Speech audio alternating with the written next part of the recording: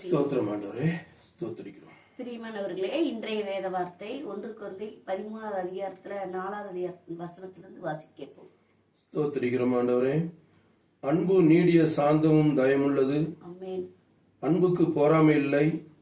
அன்பு தன்னை புகழாது, இரமாப்பாயிராது, அயோக்கியமானதை செய்யாது, தற்பொழியை நாடாது, சினமடையாது, தீங்கு நினையாது, அநியாயத்தில் சந்தோஷப்படாமல் சத்தியத்தில் சந்தோஷப்படும். ஆமென். அல்லேலூயா, அல்லேலூயா. அப்ப அன்புக்கு பொறாமை இல்லை. ஆமென். அல்லேலூயா. அப்ப அன்பு நமக்கு சினம், அன்பு இருக்கிறவங்கிட்ட சினமும் இருக்காது இல்லையா? கோபம், எரிச்சல், பொறாமை இது எதுவுமே இருக்காது. அப்பனா எதனால நம்ம தேவன் உன்னை நேசிப்பது போல பிறரை நேசி என்று சொல்றாருன்னா, அந்த அன்பு இருந்தாதான் பிறரை நேசிக்க முடியும். ஆமென். அல்லேலூயா. நம்மகிட்ட அன்பு இல்லைன்னா பிறரை நேசிக்கவும் முடியாது, ஏத்துக்கவும் முடியாது. ஆமென். அல்லேலூயா. அப்ப நம்ம சுயநலமாவே நேசிப்போம். அது இல்ல, தேவன் உன்னை நேசிப்பது போல பிறரை நேசின்னு சொல்றாரு. எப்ப அன்புக்கு சினம் இருக்காது. ஏன்னா நல்ல பண்பாவே இருப்பாங்க. எந்த நேரத்திலும் ஒரு சிரிச்ச முகத்தோட ஒரு பண்பா நடந்து கொள்வாங்க. ஆமென். அல்லேலூயா. அப்பனா அன்புக்கு அநியாயம் செய்ய மாட்டாங்க. அன்பா இருக்கிறவங்க ஒரு நாளையும் அநியாயம் செய்ய மாட்டாங்க. ஆமென். அல்லேலூயா. அப்ப அது போல நம்ம சில வார்த்தையெல்லாம் பார்த்தா தேவன் என்ன சொல்லுகிறாருன்னா, ஒரு நாளும் யாருக்கு தீங்கு நினையாது இருங்கள் என்று சொல்லுகிறார். ஆமென். அல்லேலூயா. அப்ப ஒருத்தவங்க என்ன பண்ணுவாங்கன்னா, தன்னை பத்தி ஏன்னா சில பேர் மேல பொறாம கொண்டுட்டே இருப்பாங்க.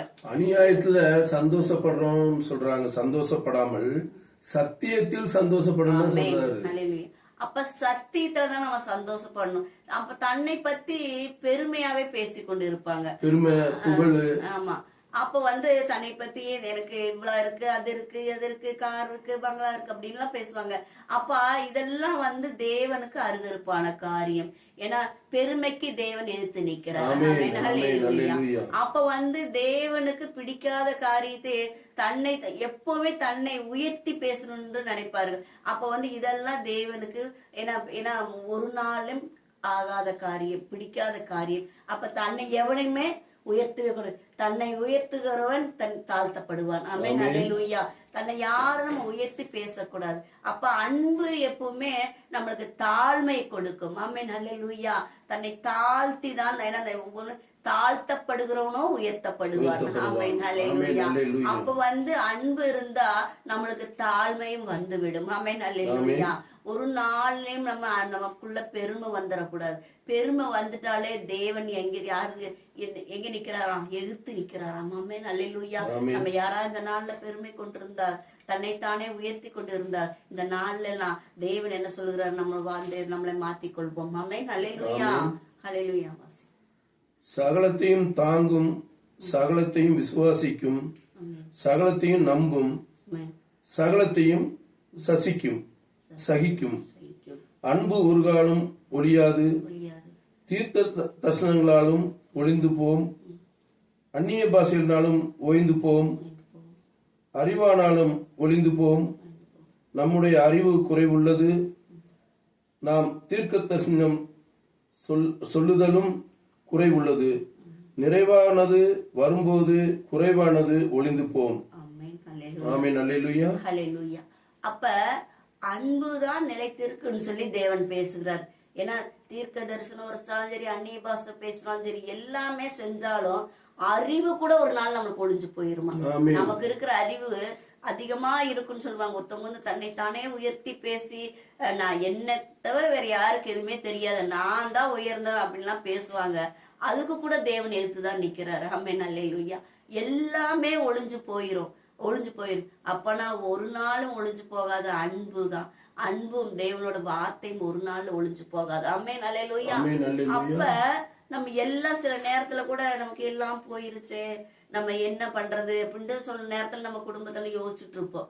எல்லாமே இழந்துட்டோமே, எப்படி எல்லாம் நம்ம இருந்தோம், இப்படி ஆயிடுச்சு அப்படி நம்மளால கவலைப்பட்டுட்டு கூட நம்ம பேசிட்டு இருக்கும்போது, அப்ப கவலைப்பட்டுட்டு இருக்கும்போது அப்ப கூட தேவன் என்ன பண்ணுவாராம்? ஏன்னா நிறைவானது வரும்போது குறைவானது ஒளிந்து போகும். ஆமென். அல்லேலூயா. அப்ப நிறைவை கொடுக்கிற தேவனாய் இருக்கிறார். ஆமென். அல்லேலூயா. நம்மள ஒரு நாளும் கைவிடாத தேவனாய் இருக்கிறார். ஆமென். அல்லேலூயா. அப்ப நிறைவானது வரும்போது குறைவானது ஒளிந்து போய்விடும். அப்ப வந்து நம்ம குறைவு நடித்து கொண்டே, அப்ப நாங்களாம் அப்படி இருந்து எப்ப பார்த்தாலும் குறை சொல்லிக்கிட்டே இருப்பாங்க ஒருத்தர். வீட்டுக்குள்ளவையும் வெளியிலயும் குறை சொல்லிட்டு ஒருத்தர் வந்து ஏதோ ஒண்ணு சொல்லிக்கிட்டே இருப்பாங்க. அந்த குறைகளை கூட சொல்லவே கூடாதுன்னு சொல்லிதான் தேவன் பேசுகிறார். ஆமென், அல்லேலூயா. ஒருத்தரையும் வந்து நம்ம காயப்படுத்த கூடாது, குறைய சொல்லிக்கொண்டே இருக்க கூடாது. ஏன்னா தேவன் வந்து அன்பானவர். ஆமென், அல்லேலூயா. அவரோட பிள்ளைங்க நம்ம எப்படிப்பட்டவங்க, அவரோட பிள்ளைங்களும் நம்ம அன்பாகவே இருக்கணும்னு சொல்லி தேவன் நம்ம கிட்ட பேசிக்கொண்டே இருக்கிறார். ஆமென், அல்லேலூயா. ஏன்னா அவரை போலயே சிருஷ்டித்து அவர் சுவாச காத்த கொடுத்திருக்கிறார். அப்ப அவர் எப்படிப்பட்டவர், அவர் நன்மையான காரியத்தை மட்டும்தான் செய்வார், நன்மையான ஈவை மட்டும்தான் கொடுப்பார். ஆமென், அல்லேலூயா. அப்படிப்பட்டவர் அவரோட சுவாச காத்து நம்ம கிட்ட இருக்கும்போது நம்ம எப்படிப்பட்டவர்களாக இருக்க வேண்டும். ஆமென், அல்லேலூயா. அப்ப அந்த அவரோட சரீரத்தை போலயே அவரை போலயே சிருஷ்டித்து அவரை போலயே நமக்கு வந்து அவர் சுவாச காத்த கொடுத்து, அப்ப அவரோட எப்படி அவரோட பாதையில நம்ம நடக்கிறோமோ அவரு நடக்கிற பாதையில நம்ம போகும்போது அவரை போலயே அன்பாக இருக்க முடியும். ஆமென், அல்லேலூயா. அவரோட வார்த்தைக்கு செவி கொடுத்தாதான் அவரோட போலயே நம்ம நடக்க முடியும். அவரோட செயல்கள், ஏன்னா 10 கட்டளைகளின் கொஞ்சத்திலும் உண்மையா இருந்தால் உன்னை அதிகத்திலும் அதிகாரி ஆக்குவேன்னு சொல்லுகிறார். ஆமென், அல்லேலூயா. அப்ப வந்து நம்ம கட்டளைகளில் நம்ம கை கொள்ள வேண்டும். ஆமென், அல்லேலூயா. அவர் எழுதி வைத்த வார்த்தையை அனுதினமும் வாசிக்கும் போது, அனுதினமும் கேட்கும் போது, கேட்டுட்டு விட்டு விட்டு போகாதபடிக்கு நம்ம அந்த வார்த்தையே கடைபிடிக்கிறவர்களாக இருக்க வேண்டும். ஆமென், அல்லேலூயா. அப்ப இதன்படியெல்லாம் செயல்படும் போதுதான் நமக்கு இவர் கொடுக்கிற ஒவ்வொரு ஆசீர்வாதத்தையும் பெற்றுக்கொள்ளவர்களாக இருக்க முடியும். ஆமென், அல்லேலூயா. ஏன்னா சத்தியத்தை அறிந்தால் சத்தியம் விடுதலையாக்கும். ஆமென், அல்லேலூயா. அப்ப சத்தியத்தை ஒவ்வொரு நாளும் நம்ம அறிந்து கொள்ளுகிறவர்களா இருக்கும் போதுதான் நம்மளுக்கு இந்த மாதிரி ஒவ்வொரு சூழ்நிலையிலும் எரிச்சலோ கோவமோ நிந்தைகளோ எதுவும் வராது. அப்பனா தேவனோட வார்த்தை நம்ம இருதயத்தில் இல்லை என்றால், ஏன்னா அப்பனா இல்லாதப்ப நமக்கு வந்து சாத்தான் வந்து நம்மை பற்றி கொள்வார். அப்ப வந்து ஏதோ ஒரு நெருக்கத்துல நம்மள வந்து டென்ஷன் உண்டாக்கி கோவத்தை உண்டாக்கி இவங்க எப்படியாவது கோவப்படுத்தணும் அப்படின்னு சொல்லி அவன் வகை தேடி கொண்டிருக்கான். ஏன்னா சாத்தான் ஏன்னா பழைய பாம்பாகிய சாத்தான் அவன் ஒவ்வொரு கெச்சிக்கு சிங்கம் போல காத்து கொண்டு இருக்கிறான். ஆமென், அல்லேலூயா. அப்ப வந்து எந்த சூழ்நிலையில நம்மளை வந்து முடக்கலாம், எந்த சூழ்நிலை தவறான சூழ்நிலையில நம்மளை இறக்கலான்ட்டு இருப்பான். அப்போ வந்து நம்ம தான் கவனமா விழித்திருக்க வேண்டும். ஆமென், அல்லேலூயா. அப்போ ஒவ்வொரு நாளும் பிசாசான நம்மளை வஞ்சித்து கொண்டுதான் இருப்பான். இந்த நாள்ல இவங்களை எப்படி நம்ம தேவனிடத்திலிருந்து பிரிக்கலாம், இவங்களை பைபிள் வாசிக்க கூடாது, இவங்களை வந்து பாட சொல்ல விடக்கூடாது, துதிக்க விடக்கூடாதுன்னு சொல்லி அவன் வகை தேடிக்கொண்டே இருப்பான். அதுல போய் நம்ம மாட்டிக்கொள்ள கூடாது. அப்ப எந்த நேரமும் தேவனோட வார்த்தை நம்ம இருதயத்துல தொனித்து கொண்டே இருக்க வேண்டும். ஆமென், அல்லேலூயா. ஏன்னா நம்ம அமைதியா இருந்தாலும் நம்ம இருதயத்துல ஏன்னா நம்ம அப்படி துதியின் சத்தம் கேட்க வேண்டும். ஆமென், அல்லேலூயா. இப்படி எல்லாம் இருக்கும்போது தேவனோட அன்பு நம்மளோடு நிலைத்திருக்கும். ஆமென், அல்லேலூயா. வேற எந்த சிந்தனைக்கும் உலக காரியங்களுக்கும் நம்ம இடம் கொடுக்காதபடி தேவனோட வார்த்தைக்கு மட்டும் நம்ம இடம் கொடுக்கும் போது கண்டிப்பா எந்த தீமையான காரியம் நம்மளை அணுகாது. ஆமென், அல்லேலூயா. எந்த தீதும் நடக்காது. தேவனோட அன்பு நம்மளோட இருக்கிறது. ஆமென், அல்லேலூயா. ஒவ்வொருவரோடும் இந்த அன்பு உங்களை தேடி வந்து கொண்டு இருக்கிறது. ஆமென், அல்லேலூயா. இந்த நாள்ல கூட இந்த வார்த்தையை தானிப்போம். அனைவரும் வார்த்தைக்காக ஜெபித்துக் கொள்ளும். சோத்திரிக்கிறோம் ஆண்டவரே, ஸ்தோத்திரம் ஆண்டவரே. ராஜா சோத்திரிக்கிறப்பா. இந்த வேலையில கூட ராஜா தகப்பனே கர்த்தாவே சோத்திரிக்கிறோம்.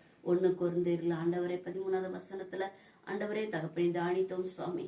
கர்த்தாவே இந்த வார்த்தை போல தகப்பனே யாரெல்லாம் ஆண்டவரே தகப்பனே கர்த்தாவே எங்களால இந்த கோபத்திலிருந்து மீள முடியல என்று யாரெல்லாம் கவலையோடு இருக்கிறாங்களோ சுவாமி கர்த்தாவே அவர்களுக்கெல்லாம் ஆண்டவரே இந்த வார்த்தை கட்டந்து செல்லட்டும் ஆண்டவரே. அப்பா கோபமும் எரிச்சலும் தகப்பனி மொறுமொறுப்பும் யாருக்கெல்லாம் இருக்கிறதோ அப்பா தகப்பனி அவர்கள் எல்லாம் சுவாமி கர்த்தாவே அவர் இருதயத்தை நீர் பரிசுத்தப்படுத்தும்படிக்கு நாங்க ஜெபிக்கிறோம் சுவாமி. அன்பு பூர்ண அன்பாக தகப்பனே அவர்கள் நிலைத்திருக்கும்படிக்கு நாங்க ஜெபிக்கிறோம் ஆண்டவரே. தகப்பனே அன்பு சகலத்தையும் தாங்கும் என்று வேதவசனம் படி ஆண்டவரே சகலத்தையும் தாங்கட்டும் ஆண்டவரே. அன்புக்கு ஒரு தீங்கும் வராது தகப்பனே. கர்த்தாவே ஒவ்வொருவரும் அன்பாக இருக்கும்படிக்கு நாங்க ஜெபிக்கிறோம் சுவாமி. ஆண்டவரே நிறைவானது